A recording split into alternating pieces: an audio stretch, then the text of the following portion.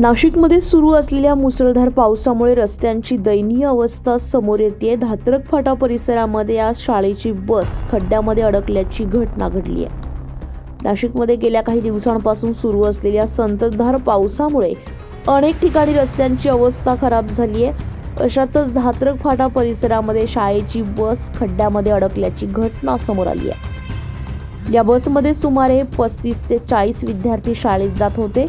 सुदैवानं या घटनेत कोणतीही हानी झाली नाहीये। पावसामुळे रस्त्यावर खड्ड्यांचा अंदाज न आल्यानं बस चालकाला खड्डा दिसला नाही आणि ही बस त्या खड्ड्यांमध्ये अडकली आहे। घटनेनंतर परिसरात काही काळ तणावाचं वातावरण निर्माण झालेलं होतं। मात्र नगरसेवक प्रियंका माने यांनी तात्काळ घटनास्थळी धाव घेत स्थानिक नागरिकांच्या मदतीनं बस सुरक्षितपणे बाहेर काढली आहे। या घटनेमुळे शहरातील रस्त्यांच्या अवस्थेबाबत त्यांनी प्रश्नचिन्ह उपस्थित केले। सुदैवानं या घटनेत मोठा अनर्थ टळला असला तरी प्रशासनानं रस्त्यांच्या दुरुस्तीकडे तातडीने लक्ष देण्याची मागणी नागरिकांकडून केली जाते। मॅम, गाडी अटकली, तुमचं काय म्हणणं आहे याच्यावर? काय म्हणणार याच्यामध्ये? आज तुम्ही विचार करा, नाल्यांचे कामं केलेले आहे आणि आज त्यांनी त्या नाल्यांमध्ये नीट मुरूम पण टाकलेलं नाहीये।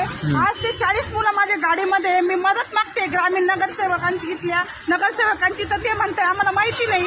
आम्ही कुणाची मदत मागायची सर? आता काहीच प्रतिसाद नाही आला का त्यांच्याकडून? आता मी फोन करते तर इथल्या खेताडे आहेत, त्यांनी सांगितलं की आम्हाला नाही माहिती, एवढ्या सकाळी आम्ही काय मदत करणार? आम्ही आम जनतेने कुणाकडनं हेल्प घ्यायची आजला?